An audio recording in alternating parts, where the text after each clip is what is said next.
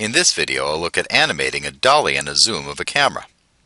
I'll take the camera that's coming down the pathway and dolly it forward, and I'll use the one I'm in here, looking over the leaf, to zoom in a little bit. First, I'll work on the zoom, since I'm already in this camera.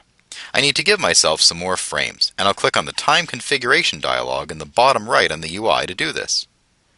For easier rendering, I'm going to work at a custom frame rate of 24 frames per second. This is the slowest frame rate I can reasonably get away with and still show motion, and it's the frame rate of film.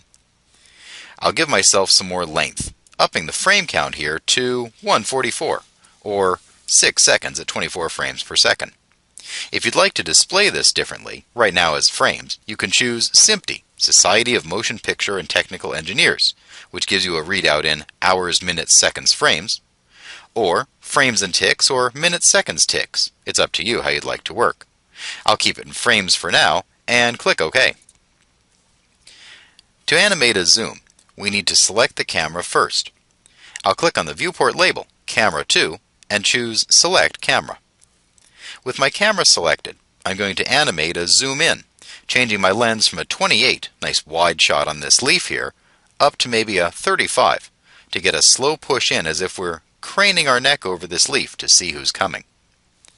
I'll animate using Auto Key, pressing N to turn on Auto Key. What Auto Key does is it keyframes automatically anything you've changed when you go to a new frame. So I'll say this first motion takes place over 4 seconds, 96 frames. I'll go to frame 96 by clicking down on the timeline and dragging the time slider over to 96. Then, I'll go and change to a new stock lens, in this case 35. With that new lens then, I can see I've got brackets around the spinners here, as lens and field of view are intertwined, and the red brackets here show me that that property is animated. I've also got keyframes on my timeline, one at 0, Auto Key does that for me automatically, and one at 96. And when I pan the timeline back and forth, I can see I've animated a zoom. I'll hit play and see how this looks.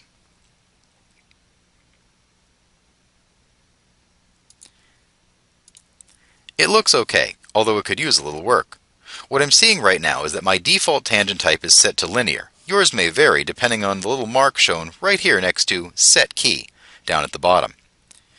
What we need to do is to make these slow in and slow out, so the motion starts smoothly, eases in, and stops smoothly.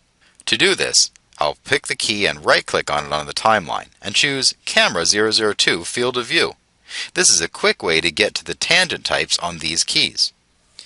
In this case, I'll fly out the in and choose Auto or Bezier here. Another option would be to choose Slow In. Either way works.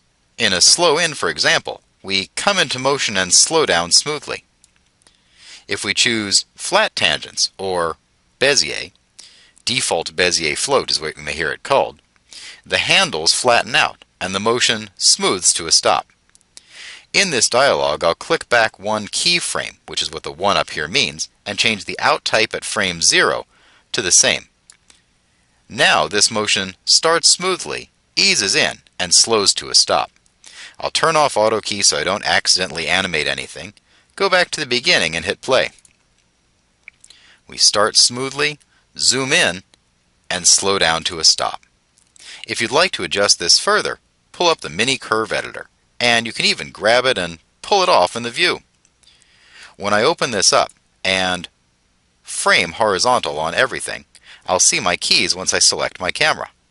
I'll scroll down, open up Object Free Camera, and there's the field of view animation, and there's those Bezier handles. If you'd like, you can pick one and grab the handle and pull it around. Elongating out this handle lengthens the amount of time the camera slows down, making the middle motion a little bit faster. We want to be careful not to drag these handles too low, as the camera will then zigzag back and forth. I'll leave it up just a little bit and pull it out, and I'll come to a slow stop in my animation. Again, I'll play it again.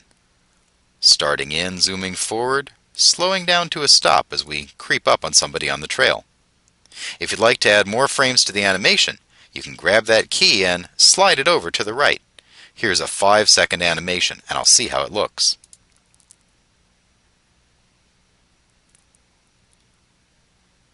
It works terrifically. My zoom is slowly animated as I creep forward over this leaf to see who's coming. And now I'll work on the dolly. To dolly then, I'll switch over to camera 1, clicking on the viewport label and choosing Cameras, Camera 1. In this case, I'm going to use the dolly button on the bottom right in the camera navigation controls. I'll make sure I select the camera first by clicking on Camera 1 and choosing Select Camera. I'll press N for Auto Key, and I'm going to do a 6-second dolly here, so I'll slide the time slider all the way out to the end. I've already framed the starting position, with flowers in the foreground and stems kind of guiding the eye down this clearing. I'll click on the dolly tool and pull it forward a little bit. Just enough so I start to duck under this leaf, and I'll even bring in a little bit of a pan. There's this motion, and I'm looking forward to see who's coming out at me from behind the branches. I'll turn off Auto Key, go back to the beginning, and play it. In this case, we could think of it as a cut on action. I've started out in motion, and I'm dollying down here, ready for a cut into the next scene. Alternately, I can slow this down in the same way, but for now I'll assume that this one is a smooth walk down here, and it cuts at the end of this to the next shot, where I zoom forward over the leaf to see who's coming.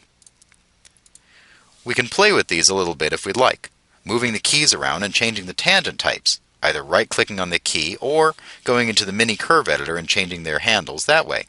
It's up to you, and you can have a lot of fun with really framing the view and thinking about how the motion works to set the tone in your scene.